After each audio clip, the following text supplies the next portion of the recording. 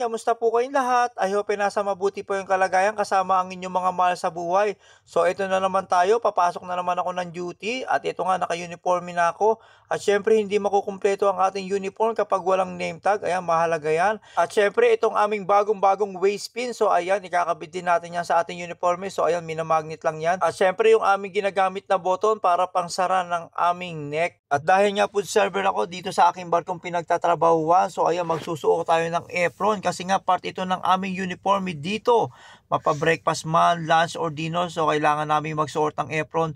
So black nga pala yung ginagamit namin kapag breakfast saka lunch at kulay white naman para sa dinner. So ayan isusuot ko na yung aking apron at syempre hindi mawawala yung ating ballpen, pinakamahalaga yan kasi nga kapag nagtitake tayo ng order para sa mga guests. Alright, so ayan papasok na ako. At so yun, kapag tapos ko ng aking duty, samahan nyo ako mga kalakawatsa o mga ka-idol ko dyan.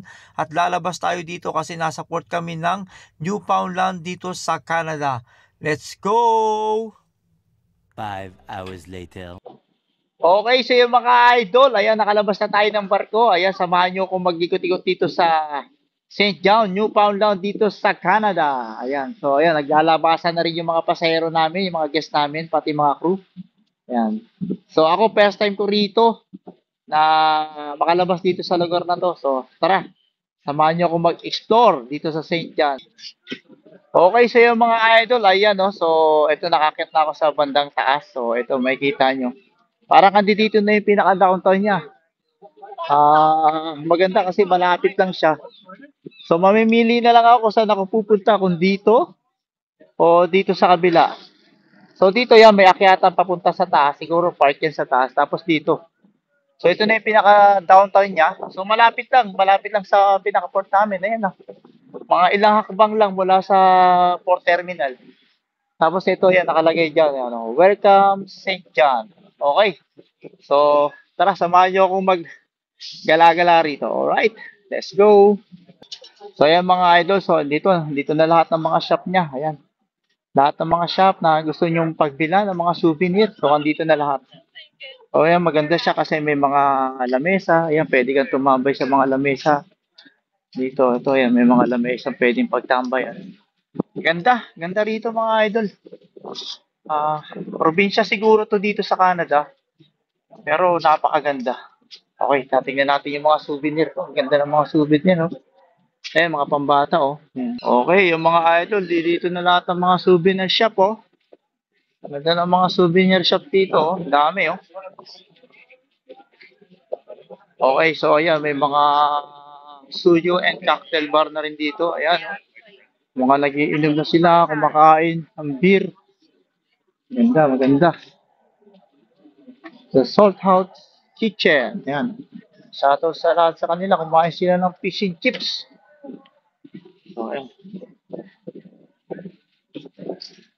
Ayan. Maganda tong port na to, grabe. Super. Ayan, makabilihan ng mga damit, oh. Mga damit, ayan, oh. Mga upuan. Okay, so yun, oh, mga guest namin, ayan, oh. Ayan, oh. At kumakain sa initan. Kumakain sa initan ng mga pasahero. Only in Canada. Kumakain yung mga pasahero sa initan. Sa atin, nagkatago sa initan. So, ayan, may mga nagtitinda ng mga souvenir, mga glass siya, mga glass. Alright. Okay, ito, Freeride Mountain Sports. So, ayun, may mga pang-sport dito, mountain bike. Ayos. Okay, so gala-gala pa tayo. Okay, so yung mga idol, ayan, nakarating na ako dito sa may dulo. Ayan, so makikita nyo yan, may parang pinaka-party dyan sa taas. So, ayan, may watawat ng Canada.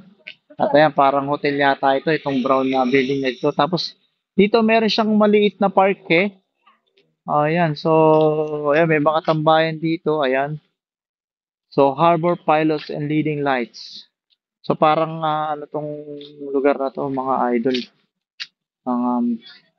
Memorable para sa World War II, ayan. So, papakita ko sa inyo na malapitan. Okay, so yung mga idol, ito pala yung The People of St. John and the Battle of the Atlantic. So, yung mga makikita nyo, may mga warship. So, ayan, may mga medal dyan. Ayan, United States, Red Ensign, Union Jack, White Ensign, saka France, Atlantic Stars. Ayan. Ayan, tapos dito sa bandang baba, ito yata yung pinakaunang tower dito ng parang pinaka-internet. So, ayan, merong ano doon. May parang, ano ba tawag doon? Tara, lapitan natin yan. Eto, may karatula pa rin dito. Ayan. If this trick could suck. Ayan. St. John. Okay. So, yung mga idol, baba tayo sa baba. Tingnan natin kung anong meron doon kasi may mga guest kami na bumaba doon sa baba. Tara, silipin natin. Okay. Sa baba. Silipin natin kung ano yung nasa baba. Ang gaganda ng mga bulaklak dito sa Canada, mga idol. Ba, ayos to ah. Ayan oh, may angkla. May angkla siya mga idol. Tapos ito, may ano to. Dahil palang mga historical dito. Forever with us. Ayan. Ayan, hindi natin masyadong maintindihan mga idol. Ano pala to? Yung pangalan ng barko, Villa di Pitancio. Ayan. Ayan, mga siguro yung mga crew. So, tas tingin tayo dito mga idol. Ayan, may mga angkla siya rito. Ayan, may mga upuan din. Ayan, may mga angkla. So, tingnan natin kung ano yung nakasulat dito sa angkla. So, yun. Yan, the port of St. John, Newfoundland and Labrador. The Dappet Docks. The floating docks at this location are dedicated to the memory of James Dappet, former vice chair of the St. John Port Authority who passed away September 16, 2007. Ayan. A beach for over 500 years. Alright, nalo pala to mga idol. Tapos yung parang ano ba yon? Parang, ano ba yan? Warship ba yan? So, yun mga idol. Tapos ayun yata yung pinaka-memorable na tower dito mga idol. Ayan. Tara, lapitan natin yan. Tingnan natin. Pwede tayong lumapit dun. Yun, ang ganda dun sa taas, oh. Na ano. So, sarap dito magpahinga. Kaso nga, medyo mainit lang. Ito pala yung mga idol. Ito pala yun, oh. St. John Harbor, Admiral Beach. Ayan. Oh, King's Wharf in 760. Ito pala yung mga idol. Okay. So, yun mga idol, oh. Ganda rito. Tapos puntahan natin itong dalawang ano rito. Yung dalawang, ano ba to? Dalawang hayop na statue.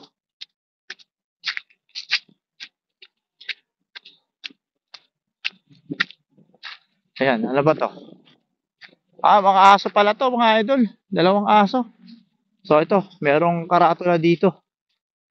Our dogs, the Newfoundland and Labradors. Yun, no? Ito pala yun. Lord Byron, a famous English poet, has a large monument built in Newstead Abbey to honor Boatswain, pronounced boson, his beloved Newfound dog. Lord Byron in his own words describe. Ito pala yung mga idol. Ayan, no? Okay. Our Labrador Retriever. So, ito yung sculpture niya. Si Lubin Boykov. Yan, shoutout kay si Lubin Boykov. Nasaan ka man yun? Okay. Ayan. Labrador. Okay. Okay. So, yung mga idol. Ayan, oh, may mga nakatambay na rito. Ang ganda ng tambahin nila. Oh. So, syempre, hindi mawawala yung tawat ng Canada. So, tara. Akit tayo sa taas. Samahan niyo umakit sa taas. So, mga idol, ito pala yung Newfoundland National War Memorial. Yan. Ito pala yung nasa taas. Alright. Tara, silipin natin nasa taas. Okay. Okay, so yung mga idol, ayan, nasa tayo ng monument. So, ang ganda rito sa taas, ang hangin. Yan, mahangin na kahit pa paano, mga idol. Ayan, nagpapapicture dito. Okay. Yan, ganda, ganda. Yan, selfie na lang tayo, selfie.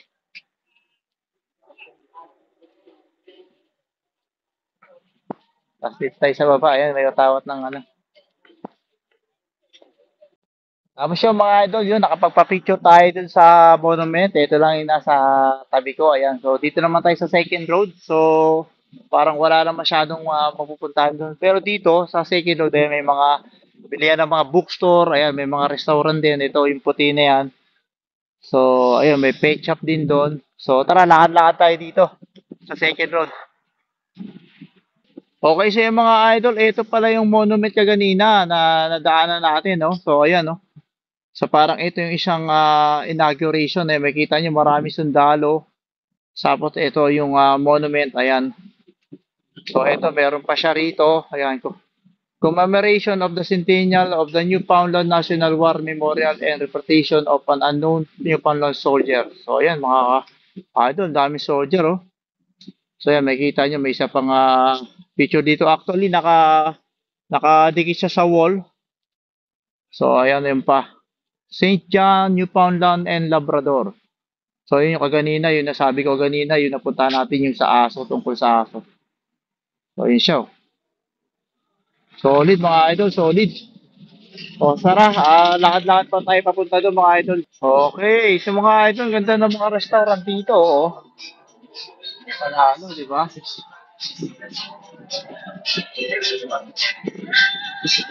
Ay, pa-sounds pa. Yan, shoutout sa lahat ng mga kumakain, eh. Okay. Ito, ang ganda rin dito, yan, oh. Love wins. Okay. Have a good day.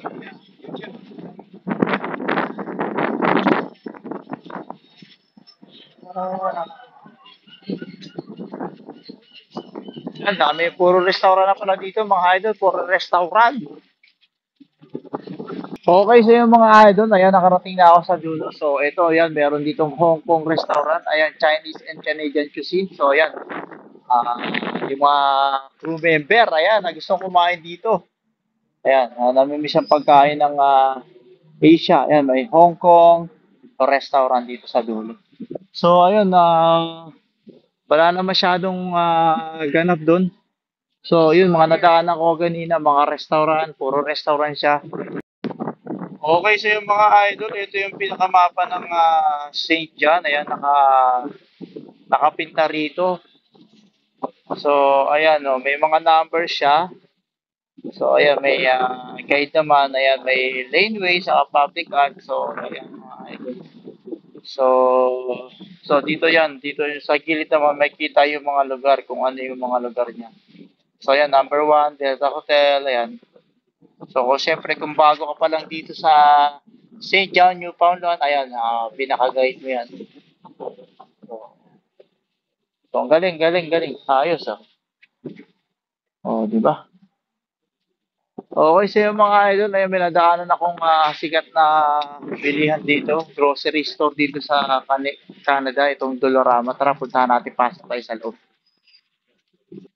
Okay, so yung mga idol, nandito na ako sa sikat na convenience store dito sa Canada. Ito, ayan, nakapasok na tayo. So, meron ako mga barya-barya dito. Tingnan natin kung ano mabibili natin.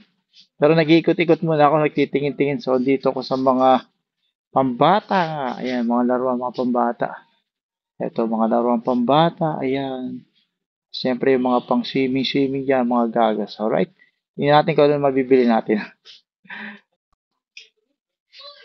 Hello mga idol, nandito pa rin ako sa loob ng Dolorama. So, ito meron ako nakita dito. Grabe mga idol, oh.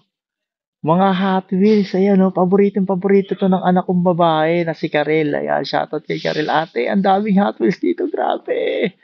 Ang dami, oh. Ang ganda niya, oh.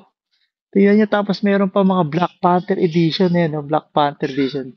Tarating natin, ayan, oh. Black Panther edition, ganda. Tapos ito pa yung isa, yung Mandalorian, grabe, ayan, oh. Ayan, Mandalorian, grabe ate. Sigurado pag nakita to ni ate, matutuwa yan. Ang dami, grabe. Ayun oh, collection oh. Sheesh! Okay, so yung mga idol, so ayan, dahil mahilig tayo sa chocolate, so ito na lang ang bibili natin. Saan kukuha tayo ng isang sneakers. Ayan, sabi nila, pampawala daw ng stress to. Tapos kukuha na rin tayo ng isang KitKat. So ito, ito. Pagkakasyahin na natin sa ating barya to. Tara, pila na tayo. Medyo mahaba na yung pila sa bayaran. Let's go! Okay, so yung mga idol, haba nga ng pila sa bayaran. Ayan, hindi ko lang pang ilan tayo.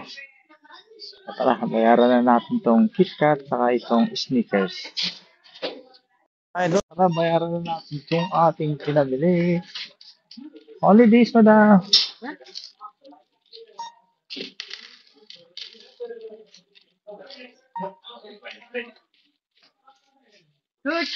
Oh, good? Okay, thank you. Okay, so yung mga idol, so yan, nakabalik na tayo dito sa terminal. Ayan, konting kadala, tatawid na lang ako ng kalsada. So, eto, babalik na ako ng barko. So, back to the reality na naman. So, I hope nag-enjoy po kayo sa aking munting video dito sa paglalakad at paggagala dito sa St. John, Newfoundland dito sa Canada. So hanggang sa muli mga idol, mga kabaro ko dyan, sa araw sa inyo lahat. At syempre kay Joven, yung aking number 1 basher na taga Batangas, nagpapa-shoutout kay si Joven. Alright, hanggang sa muli dito sa Beautiful and Celebrity Eclipse Ship. Babush, love you all, bye-bye.